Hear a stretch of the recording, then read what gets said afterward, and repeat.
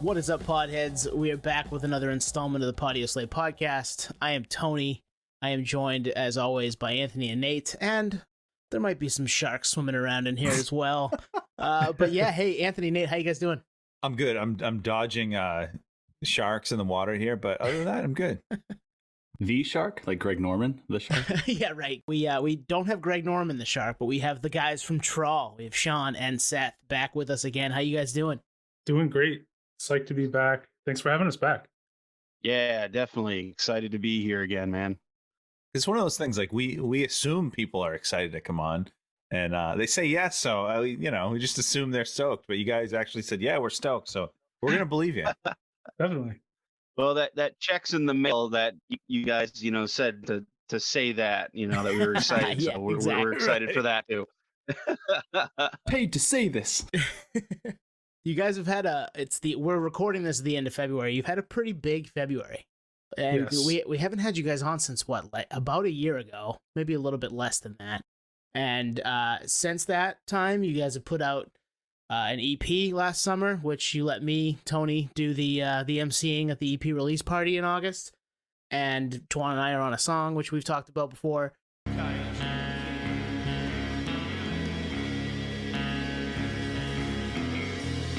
And then the beginning of this month in February, you opened for Black Label Society, Exodus, and Anthrax, right?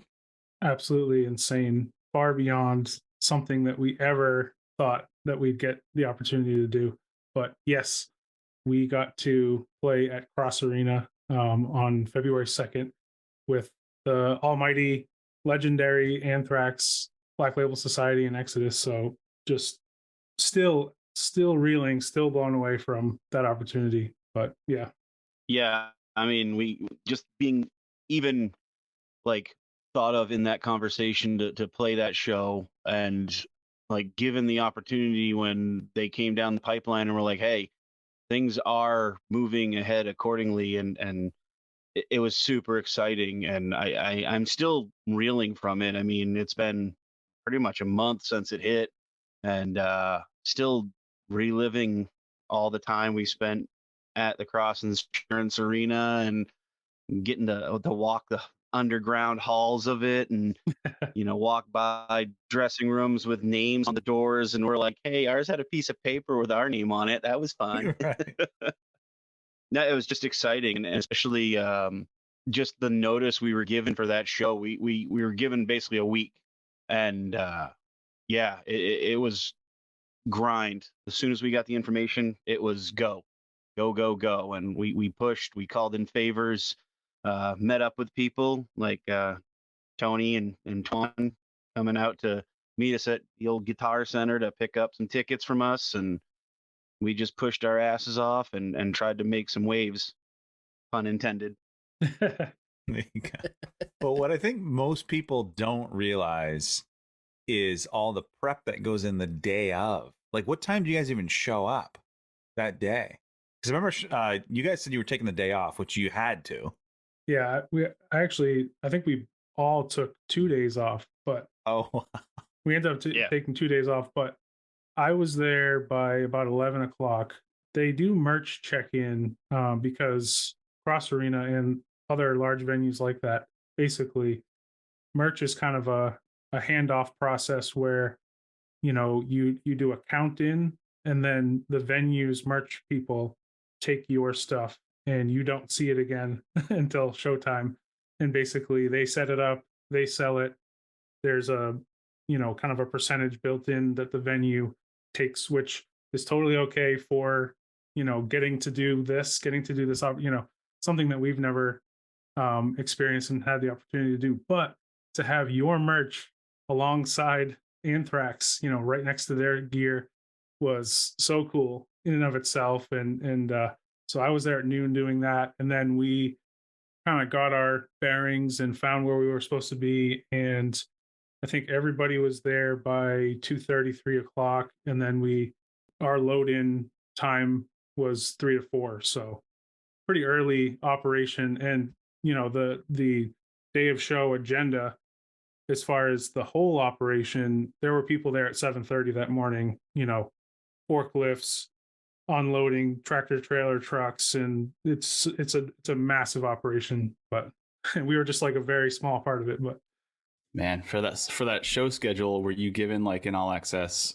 pass to be able to kind of roam free, or was it like you come in at this time to avoid running into someone like Scotty? And they were cool about it. Like, I mean, they didn't tell us that we couldn't go anywhere, and we could pretty much go where we wanted, but we were kind of like, the respectful kind of like local bands ninjas. We were like, all right, okay, we're going to come in, we're going to do our thing, we're not going to get in anybody's way. So I didn't get to meet like Scotty. I would have loved to have met Scotty Ian or Joey Belladonna or any of those guys. A few I know our photographer got to meet a few of the people as we were all walking around. But John, did you get to actually connect with anybody or meet anybody when we were there?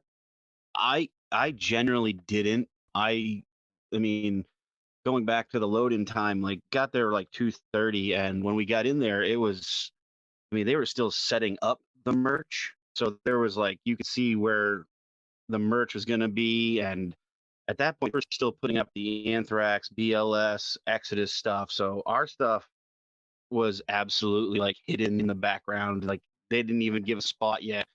But like getting in there, like day of show, we didn't even know if we were going to have like a quote unquote dressing room. We just kind of figured we'd show up, put all our shit in the back hallway behind the stage, basically load onto the stage, load off the stage, and then find a corner to tuck everything into. And we got lucky enough that we were given a room to basically like put our shit in, basically a chill out area. So we hang out, talk, kind of calm ourselves down. And once we got in there, we probably shouldn't have, but we were roaming around. We were being very respectful. Like we weren't like ducking into like dressing rooms and being like, who's in here? Let's fucking take pictures. Yeah. Got to watch Black Label and Exodus sound check, which was cool, and just basically roam the halls and just be excited to be there. Like it was just such a cool thing. But I mean, we getting to be in the Civic Center, or it's the Civic Center to me. I know a lot of us really. Old Mainers. It's Civic Center. Yeah. The old Mainers, it's the Civic Center. It's always going to be the Civic Center. But being able to go, who dat? Future sponsor, Cross Insurance.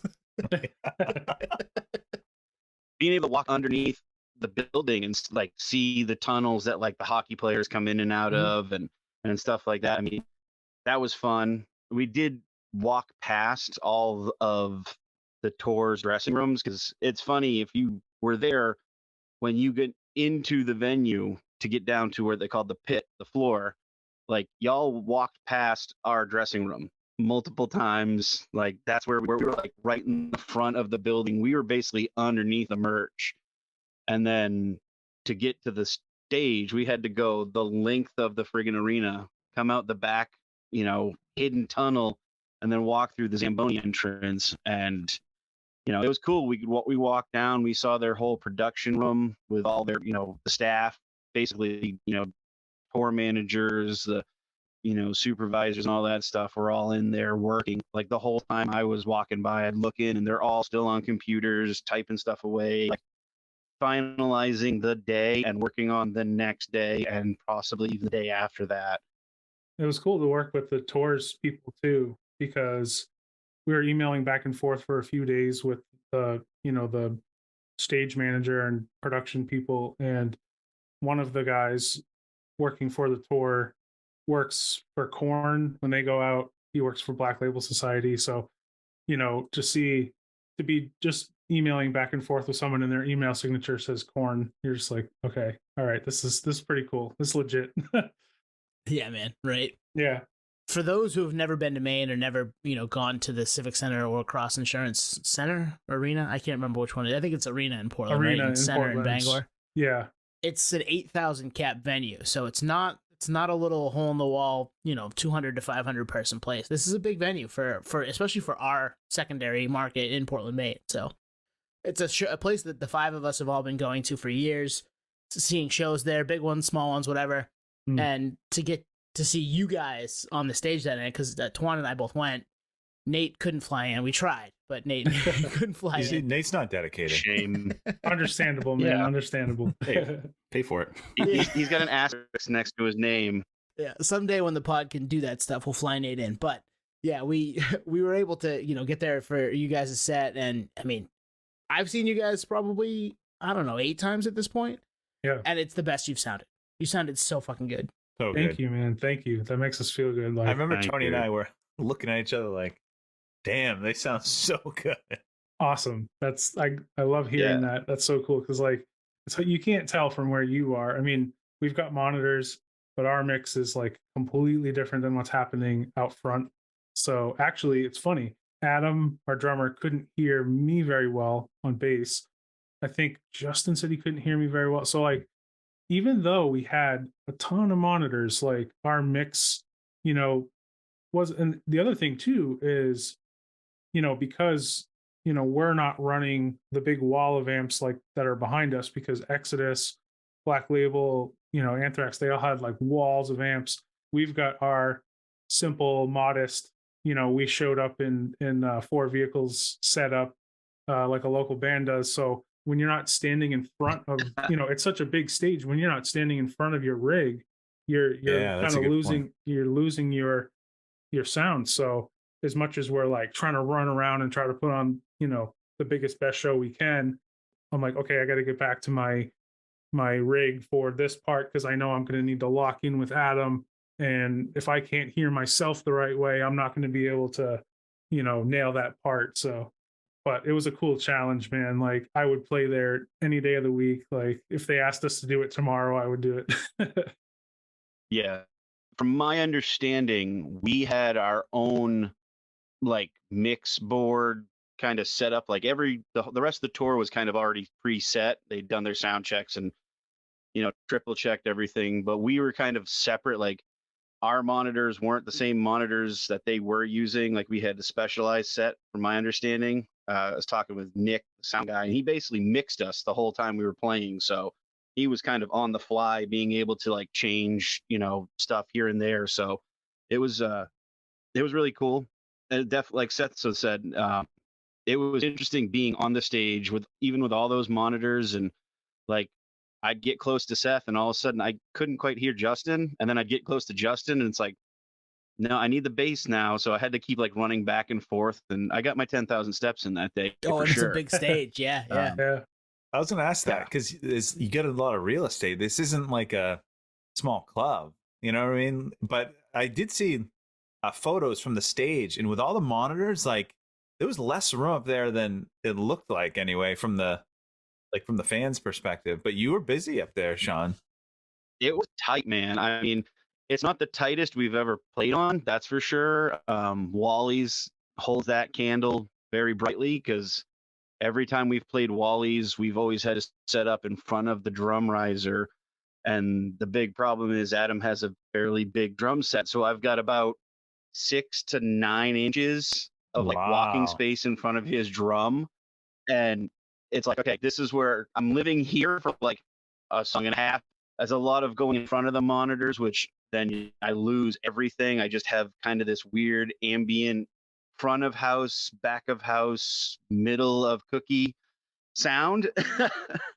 But yeah, it seemed tight, but surprisingly it was enough room to be able to move and enjoy the experience, because that was the big thing. Is I wasn't sure if I was going to be allowed to touch or put my foot on anything, because I mean, clearly that tour coming through, they have a lot more money invested in that than, Trawl showing up in 4 vehicles. And like there was a crew there that were helping us unload, and we showed up and we're like, yeah, no, that's it. And they're like, wait, what? And we're like, yeah, we one guitar, like case, couple amps, there's the bass and a couple like an amp. It's like we're not a crazy touring band, guys. We're from 15-20 minutes down the road. And they were like, oh, okay. And like everyone of the crew was amazing. All those people that helped us load in, load out, helped us set up and tear down. They were absolutely phenomenal crew of people. Yeah. And I wish I had their names because I would give them as much love and praise I could. They were friggin' phenomenal. One gentleman helped blow up that giant shark we used for Cartridon. and he had fun with it. He said he was gonna crowd surf on it, and I was like, do it. I don't care. It was cool for us because, you know, we're not used to people even helping us move our gear on stage. Like that's not something that generally happens. I think it might have only happened one other time. I think when we opened for Nonpoint, there was a crew moving our gear, but like I'm always like super thankful. I'm like, thank you so much. And I don't think they're used to being thanked that much because it's just sort of like, I think sometimes maybe like a thankless job for them. So, you know, I think they're excited that we're excited. So it's like, it's just cool when, you know, you get to play a show like that and it has a full staff and crew to be able to kind of run things so that like, you know, because I feel like half the fatigue you feel as a band at 2 a.m. after a show normally is being professional furniture movers who sometimes play music. Right. You know what I mean? Like, so it's like, I love that. It's like, you know, that's basically what you do. You move all your stuff around so that you can play for an hour and then you got to move it back to where it was. So just show up with a laptop, just do the whole backtrack laptop thing. And yeah, exactly. Tour magic, baby. Tour. I can't do that, man. No. I got to feel the live action, you know. Laptop, I'd be jumping on it some reason. You could feel it that night. I mean, there was some power coming from those speakers, and that's a loud. That can be a loud room, especially for a show like that. So you could definitely feel it. And yeah, you know, carrying your stuff in. I mean, you guys are truly grinding right now, but it's paying off. You're getting to see some of these, like you opened for Nonpoint a year ago, and then you're, you know, opening for Raw a couple months back, and then bam, now you're getting talked to by our local kind of behind the scenes promoter people to have you added to this massive tour that rolled through. That, I mean, we saw part of it last summer at Tattoo the Earth, Black Label and Anthrax, and it was cool to see them again. I mean, I remember Anthony and I, we've said this, the Black Label blew us away that night in August. Amazing. And again, I mean, again this time they were awesome. So it's wild to see you guys, you know, up there with those folks. That was pretty freaking cool awesome. Like of the three bands, just because of when I grew up, you know, I grew up listening to Black Label, and when I was a kid too, I also got to go to John DeServio used to do a bass clinic, and back at Daddy's Junkie Music, maybe like I'm gonna say 06, 07, something like that. I got to go to John DeServio's bass clinic and you know, grew up with those records like in high school and stuff. So like to get to share the stage with them was something really special. I mean, Anthrax too, obviously, like amazing. They were a little bit before my generation growing up, so I've, you know, checked their stuff out and I definitely dig it. But like Black Label's very special just because it was part of that, you know, early 2000s coming up, you know, high school movement for me. But yeah, so Anthrax for me was in the early stages for me, but like Black Label, that was the third time I've seen them. Exodus that was the first time, but they were always one of those bands that was kind of on the edge of my listening. Like I'd hit them once in a while, but it wouldn't be a deep dive. Wow. So now that you've played, as we call it, the Civic Center. Civic Center. Yeah, Bob, Civic Center. I mean, all the influences that you guys have talked about in the past, we've all seen Tool there, bands like that. Like now you've shared the stage with them, same stage. It's insane to think about, but where do you think it goes next? Like, do you think that kind of opened the door to maybe, I know you know, you're talking to the manager that also manages Korn. Do you think this is a new path, you know, kind of a new doorway? I hope so. Yeah.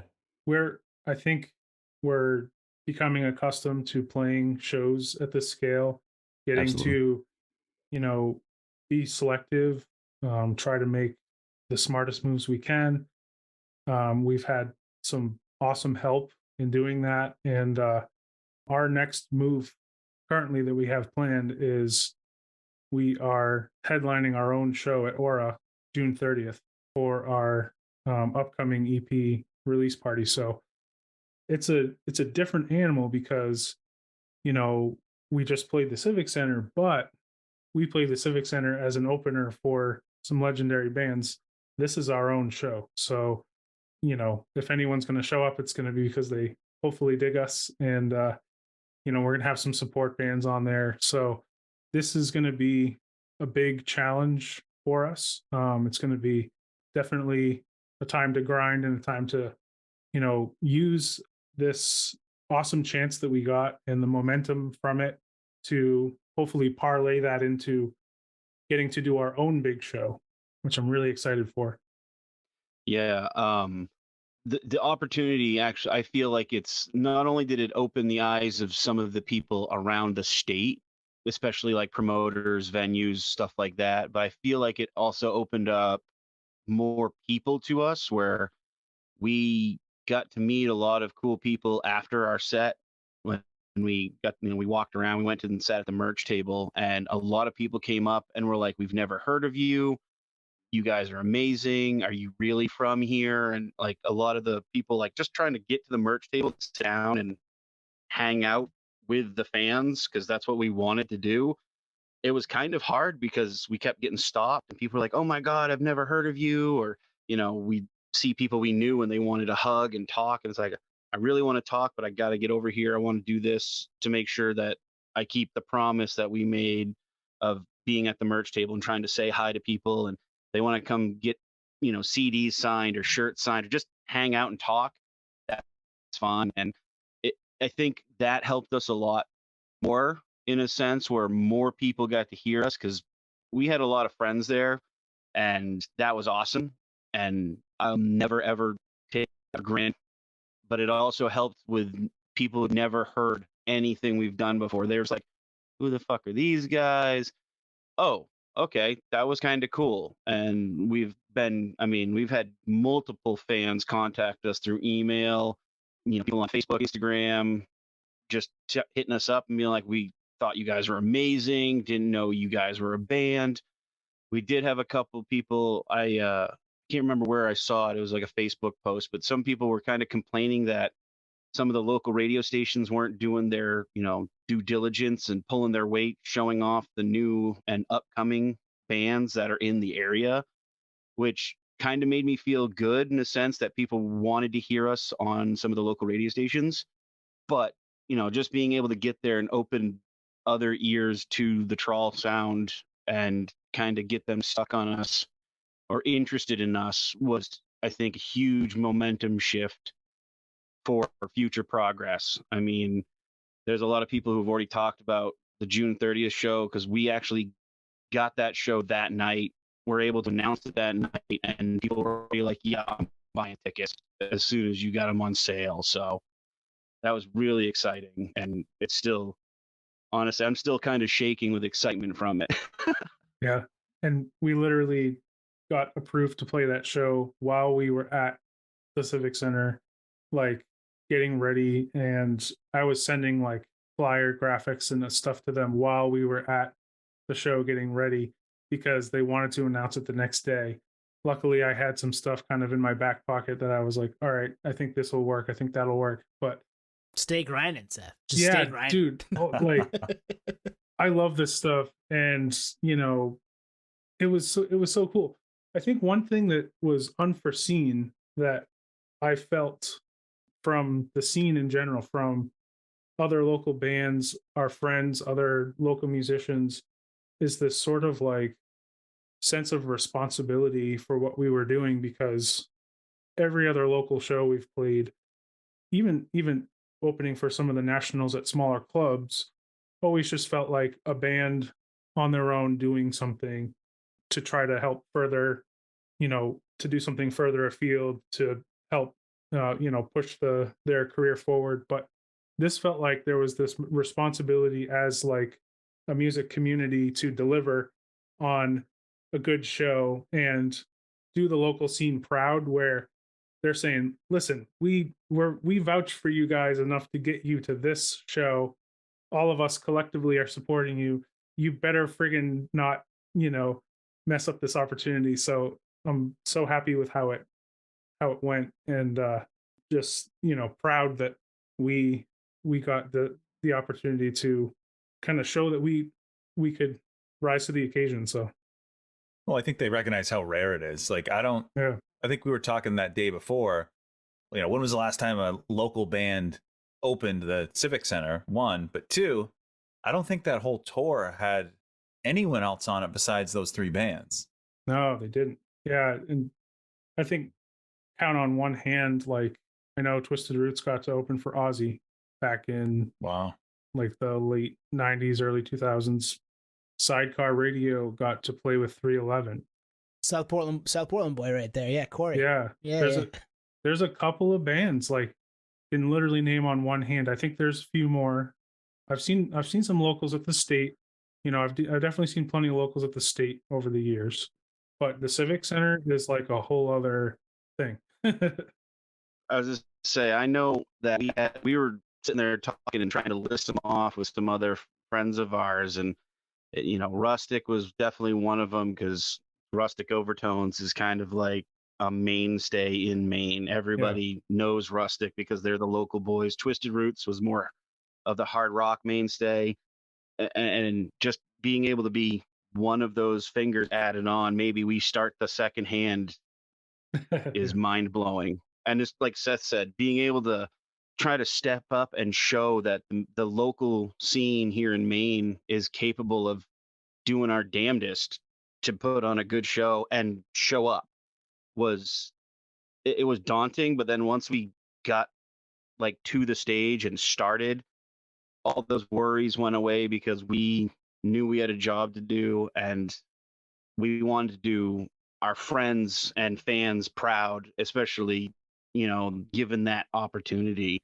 And I think it helped, you know, having so many friends there kind of smoothed out the butterflies and the you know, other worries that we may or may not have had. Yeah. I mean, I can only imagine walking out there the first time and seeing all those people. Shit, Sean, how nervous was I at your fucking EP release with the people, you know, real small stage at P-Home. Yeah. That was funny though. You've got to just let it roll, you know, and you can tell sometimes when somebody's nervous. You got to give them something to break that ice. So like giving you shit was the way to get that ice broken, and then you calmed right down, and boom, there it was. But it was, I mean, just see to have you. I was nervous for you guys walking out on the stage, but I knew you'd kill it because I'd seen you do it. So Maine is a sleepy town. People don't realize that, but it's also got some fucking grit to it. And I mean, just look at the three of us. Look at the two of you guys and your two bandmates. We grind. Like, we know how to grind. We know how to work. We know how to put ourselves out there. And you don't get half-assed from people that give a shit about what they do and love. And I mean, you guys do it. We do it. It's why we love you. It's why you guys are, you know, champions of the podcast for us. It's so cool to see that stuff kind of go to the next level. You know what I mean? Definitely. And likewise, you know, it's been awesome over the last year to see all of the cool guests that you guys have had on. You guys have had some amazing shows, and I'm just a big fan, and I'm you know, always happy to come back and chat with you guys because it's fun to just geek out on music, but also it's an honor for us as, you know, locals to be one of the guests amongst some pretty amazing guests that you guys have had on. So right on. We love that stuff. We love hearing that stuff. The EP release party at Aura, June 30th. You were saying, like, you know, you got to make sure you make the right move, right? You're coming off this high of this big show. I think that is the right move. You announce it, get plenty of runway, get people hyped on it. And by announcing it at that show, you're getting people locked in. But one thing, we were chatting in the group chat, I go, Tone, is this a new EP or are they like re-releasing from the Murky Depths? Because it feels like that just came out. So what's going on, guys? Oh, gee. So this is a new EP. From the Murky Depths, we were trying to do an EP a year, roughly, you know, maybe a year and a half. But this new one, we've been working really hard. We've workshopped one song a few times, and people seem to really dig it. We played it at the Civic Center. It's a fun song. It's a quick song. We're hoping that it makes enough noise to be able to maybe get onto that terrestrial radio up here, and maybe, you know, nationwide would be cool. But yeah, the new EP we've got, we're working. We're already recording bits and pieces here and there. You know, we had Tony and you, Twan, on the last one.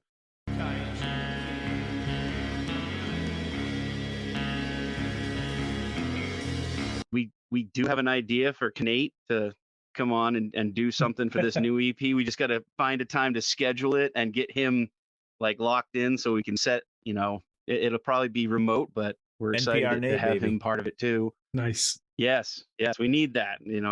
It's crucial for a song. And if it fails, then the song's going to fail and we got to blame him. Yeah, come on. We need a scapegoat. I love it. No pressure. No pressure. I'll fly in again. I'll gladly fly in, but you guys got to pay for it. Just kidding. I mean, hey, we're a local band. We're broke, man. Come on. So yeah, to kind of explain a little bit about, where we're kind of at creatively. A year ago, when we came on last, we were working on From the Murky Depths. We had just got Adam Nichols, our drummer, joined the band full time, and we had most of those songs already, tracked, and we added Adam in sort of kind of last minute to complete that EP, but we didn't get to write those songs with him. So, he brought a lot of new energy to the project, and we were just immediately feel like we had a busy year last year. We got to do some really cool things, and I feel like all that excitement kind of turned itself creatively, and being able to, write some new songs right off the bat. It just felt like, we all had that kind of, the creative juices were flowing. So we just said, all right, go with it. And we wrote 5 more songs pretty quickly at the tail end of last year and at the beginning of this year. And we had this opportunity to get out in front of putting a new EP out there at Aura, doing this EP release party. So we kind of put the cart before the horse a little bit by saying, what? All right, this is when the show is. Okay, that's when the EP is going to come out, because why wouldn't it? Like, why wouldn't we make that happen? So we're giving ourselves a deadline on this one to make that happen, but we all feel really good about it. And like I said, we've got the songs are in motion, so we feel good about the timeline of things. But hopefully there's no vinyl release in there, because you'll be waiting a long time for that. No vinyl for at least, that would be nice. Like release day, no, but I'm not giving up. I want to do a vinyl. It might end up being a collected pressing of several EPs, or maybe it's a future release, but I'm not giving up because I love vinyl and I want to press a vinyl. But we're in. We're right there with you. Be cool to have that in my hands. I'm not going to lie to you, but I'm happy to have the new music first. So make the music. We'll have it ready for June 30th. And man, I mean, that's going to be a blast. Yes, that's going to be so much fun. Yeah. Well, it's pretty cool. We've gotten artwork from an artist that we've worked with before. He did the original Carchardon single artwork. He came back, and he doesn't really do commissions anymore, but he was willing to come back, and after Seth kind of worked his, magic mojo on the guy, he was able to kind of agree that he wanted to do this again, and he came out with a pretty phenomenal cover art that definitely encapsulates what we, or at least Seth and I, have in our heads. And I don't know, Seth, do you want to let that out of the bag yet, or? I'm okay with that. I think we can let the name of the EP out of the bag. Okay, yeah. So the third Trawl EP is called Cosmic Aquatic, and nice. I like that. We kind of we gave this guy these ideas and what we were thinking of, and the cover art is exactly what I had envisioned. And Seth, I know I can see it behind you. It's blurred on this video, but I know it's there. Is that why it's blurred? I love it. Kind of. No, it's not. It's not. So there's an explanation behind it. So basically, this artist, he's from Greece. I found him 4 years ago, and he did the Carchardon artwork. But then, a year or so later, he got called upon to make a few posters for Tool's Fear Inoculum tour, which was pretty amazing. Like, for him, he was just like, this is amazing, an absolutely insane opportunity. So he's like, okay, no more commissions. I'm focusing on doing like tour posters and stuff like this. And I'd hit him up in between there because I think I asked him to do something for From the Murky Depths, and he's like, no, I'm busy. I'm working on Tool related stuff. So I'm like, no problem. Like, but I was like, I'll hit him up one more time. And so picture, sort of the aquatic, shark-esque type stuff that we have for imagery mixed with sort of the style of Alex Gray with, skeletal muscular structure, sort of space chakras, more like metaphysical. We have some like a really cool theme going on. So I love this. This is exciting too. I'd love to be a fly on the wall in that convo between you guys. Yeah. Because that's where it ended. Like, where did it start? Well, okay, so it started because Seth and I, being the geeks that we are, we've always had this conversation that at some point in a movie cycle, when you have like 3, 4, 5, 6 movies, you end up in space. Everything ends up in space. Jason was in space. Hellraiser was in space. Everything goes to space. So that's the start of, and the name came about because Seth and I were just messing around with a bunch of stuff. And originally it was Cosmiquatic. It was one word. And I was like, yeah, we kind of were like, that's a little ridiculous. Might be hard for people to say or remember. So yeah. But it worked for Outkast. They pretty much make up their own words for album titles, but we were thinking about it. We're like, that's right. So you're gonna make T-shirts that say "Sharks in Space," right? You have to. We have to, yeah. I think that's a must. But so we're having a blast with this theme. There's even a song on the EP that brings about this theme, and we've got a couple of we got some new styles going on, some new sounds that I think were definitely unforeseen or unplanned, that just when the four of us as a unit play together, what came out, which is cool. I like to write not giving too much expectation to what it needs to be, basically just letting it be what it is. And if that, stylistically, if it goes in one direction or another, I obviously love playing slap funky stuff, so there's going to always be some of that on there. But other than that, excited about some of the new directions of it.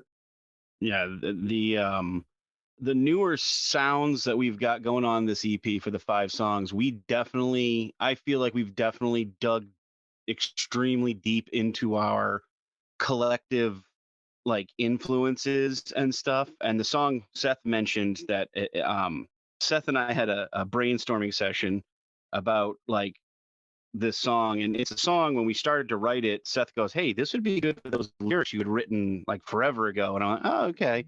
So I started messing around with it, and it worked almost too well. And I was like, something's not right here. So we kept going, and it's like, this is perfect. It works, it fits, it flows, it feels really fun. And then we got to this discussion of like, okay, here's the name of the song, but we need to have like something after it to kind of help spice up the title. So this brainstorming session turned into, we came up with this parenthetical at the end of the song that is an acronym, but it also spells out the word shark in the acronym. So we're keeping that, and just we're rolling with the oddity that we love sharks, and now they're intergalactic shark invasions are happening, and we're just excited about all that, Sean, 20 years ago when we were selling shoes as, teenagers and early 20-year-olds, I did not foresee this conversation. You know what I mean? Yeah, well, it's a thing. I love it. Some of us grow up, some of us don't. No, I haven't grown up either. I love it too, man. Why should we? You guys are talking about movies going into space. So I just looked it up. Sharknado never went into space. Oh, wow. Oh, man. Well, it's on the record that if they made do, 5 of them, but they're not in space. If they do, they owe you guys royalties. There you go. And they should use one of your songs. Number 6. They should. Number 6. Lucky number 6. Hey, we got a song for it too. I mean, it's funny because the song that we're talking about, I wrote the lyrics down. I had this really hard. It was after we went and all saw Clutch together. Tony, Seth. Seth and I brought our wives, and Tony showed up as the I was the fifth man. wheel. Yeah, I was the fifth wheel. But I had this really big Clutch kick, and I started writing this song called Omega Rock 6. So it's just kismet that Sharknado 6 has to go to space, and they got to bring us on for that song to be in the soundtrack. I'm sorry. Has to happen. I might be sending an email to a producer later. Who knows? Nice. Later.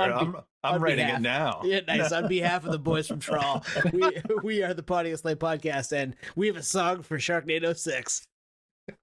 Hell yeah. Somebody's got to do it. Yeah, exactly. Somebody's got to do it. I mean, 6 Gig made it on, what was it? That movie about beer? What was that movie called? Oh, they made it on the soundtrack. That's right. The Beer Fest?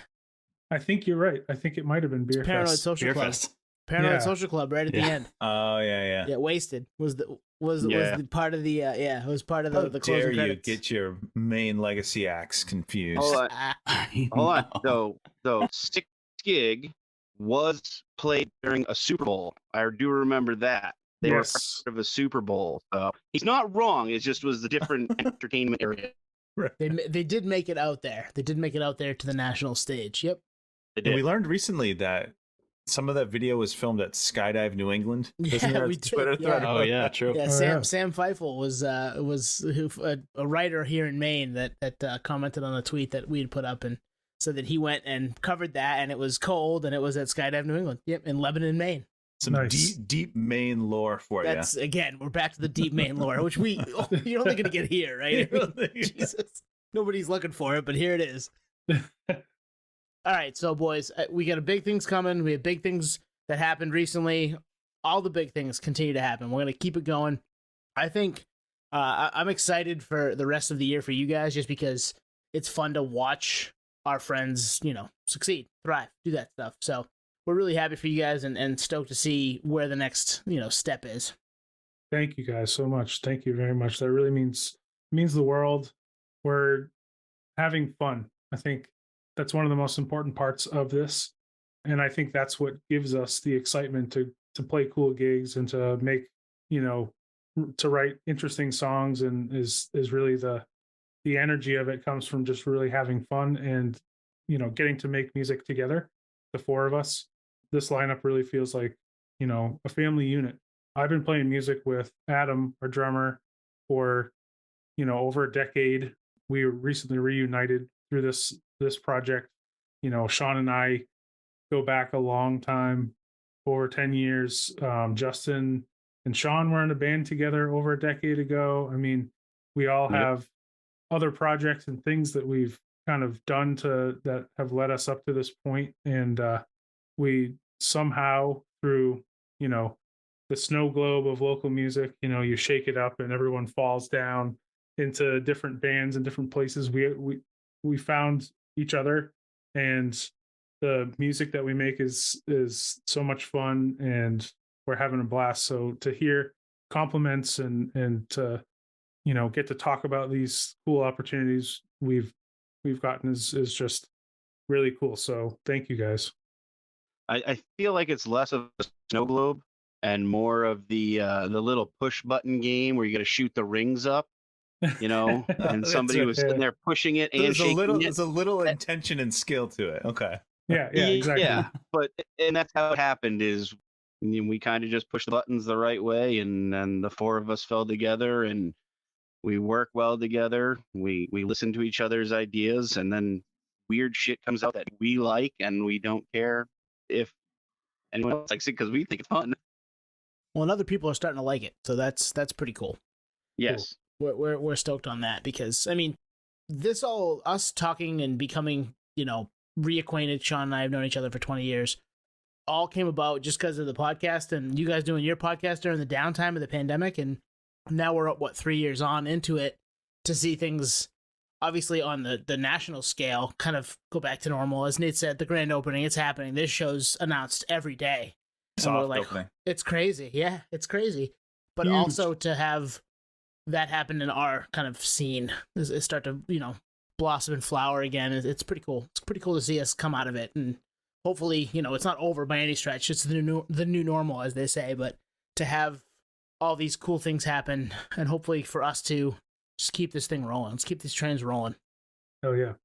Yeah, I echo what Tone said, and it's interesting, being on the West Coast here and being in the industry a little bit on the side, at least a little side hustle, working in the music venues and whatnot. And a lot of the bands that I work with nationals and locals and whatnot. But having that connection to Maine through the podcast and through you guys as a band, vicariously kind of asking you guys questions and getting like real relatable answers because we're all from the same area, and also knowing that the music industry is going through this interesting transformation and you guys are part of that is really inspiring, because we're all, we talk about a lot of legacy bands on this podcast, and there's a lot of new bands that make a dent, but there's a new wave. There's a lot of things that are about to change, and you guys are part of that. And I think the fact that you work so hard, and you were alluding to what your mentality was for that Civic Center show, shows me and shows us, and I think shows everyone else that's paying attention, that it's not sex, drugs, rock and roll. It's like you gotta take it seriously for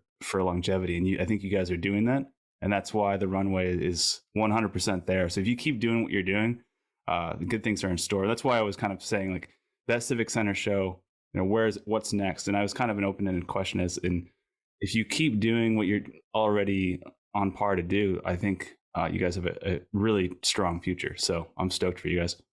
And you're not assholes. That's another key ingredient, because there's a lot of those out there. Mm-hmm. Truth. Thank you, man. That means so much. And you're right. It's definitely different after the pandemic, honestly, in a very good way for us. Before the pandemic, I felt like the power and the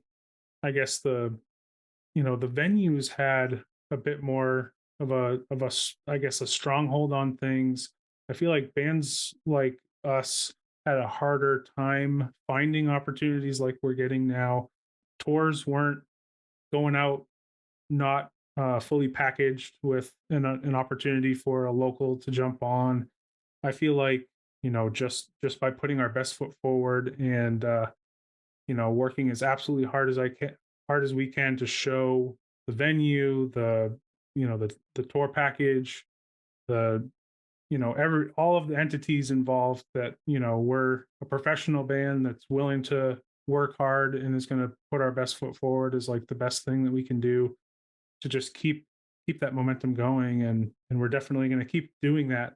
We've talked about the idea of doing some touring, maybe a couple of weeks, start small, see what's within our power to do as four dudes who have very much have day jobs. But I guess, how else do you eat an elephant? Just a bite at a time. And yep, so. Absolutely, man. Cool. All right, Seth, tell us the story about Bam Margera. Okay, so back in 2012, my former band Loki was releasing our Audio Alchemy EP. We were actually looking at the Asylum for a venue. We were like, okay, we're gonna do it upright. We got the EP. We recorded with John Wyman over at the Halo. We had it mastered with Adam Ian at Gateway. Did it upright. We're going to do the CD release party. So just so happened that we double booked on the same night as Bam Margera was doing an appearance. He was in this band for like a minute called Fuckface Unstoppable. And best band name ever, by the way. I've never heard that in my life. Yeah, that's a band vantage. I'd agree. Yeah. So we're like, okay, how's this going to be? So basically, they gave us the option. They're like, listen, we're sorry we double booked. You can either like make it a local bill, and we'll tell them, hey, like maybe, because it was sort of still like kind of up in the air. They didn't have it all hammered down. Or you can make Bam part of your CD release party. So we're like, of course we're going to do that. That's going to be amazing. So this was not very long after, unfortunately, Ryan Dunn passed away. So Bam was not in a great headspace. Who else was with him? see. He had a couple other members of the crew with them, but basically the band was CKY, but with Bam on vocals. So without, I think it's Darren, their vocalist, and so Jesse Margera was on drums, and I think Jesse was really there to babysit him because he was like going off the deep end at this point. So we show up at the venue, he's pretty hammered already, and it's like 5 p.m. and there was some shenanigans and whatnot. So we were told he was supposed to introduce us, which we were really excited about. And he like got super hammered and like kind of forgot. And right before we went on, he ran up the back stairs of the asylum, ran up on stage, and then asked us our band names. So he was like, okay, you know, and now Loki. And then he took a wine bottle and smashed it right in front of where my bass setup was. Like just smashed a wine bottle right there. So the entire time at our CD release party, I'm playing on broken glass. But before that, we had told them, because they like didn't bring any gear at all, like no gear. So we basically let them use our gear, and the guitar player like messed with all the settings, and everything was all disheveled and stuff, because you can imagine the energy that they had out there. But basically we got to play our CD release party with like gear that was all messed up on broken glass with, you know, Bam that was unfortunately, like, he was supposed to do a meet and greet. I think he kind of skipped it, so it was a little bit sad. Obviously we all grew up watching Bam and you know, his heyday of, you know, being an awesome skateboarder, all the Viva La Bam show, like, you know, definitely one of those people you're like, this guy's cool. And I hope I've seen in the last 5 years little blips on the radar of things going better or worse, but I always hope for him that, you know, he can get it going stable again, because he's a fucking genius. He's really smart, he's talented, he's got it all.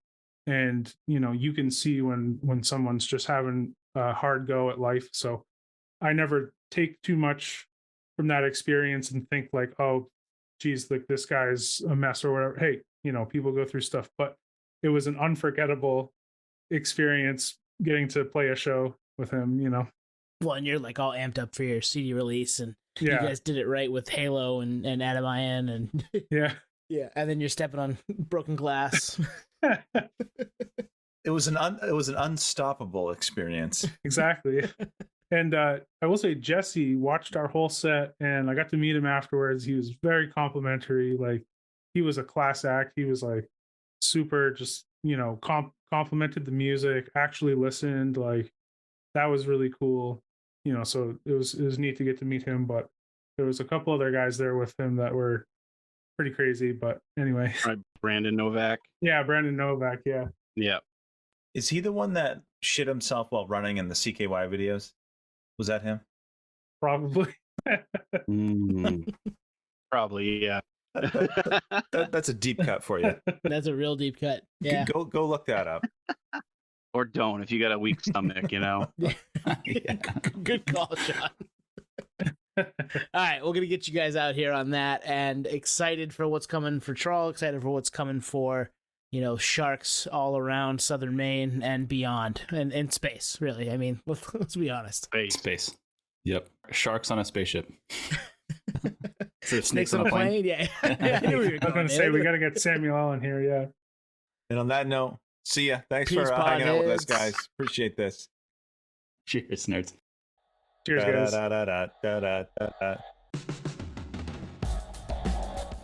Thank you for listening to Podio Slave. We are at Podio Slave on Twitter, Instagram, TikTok, all of the places that you can find us on social media. Facebook, Podio Slave Podcast. YouTube, Podio Slave Podcast there. Email us at podioslavepodcast@gmail.com. And hey, if you want to become a supporter, click on the link at the bottom of the episode and give us $1, give us $5. It keeps the lights on, keeps us going. We really appreciate that stuff. Thank you.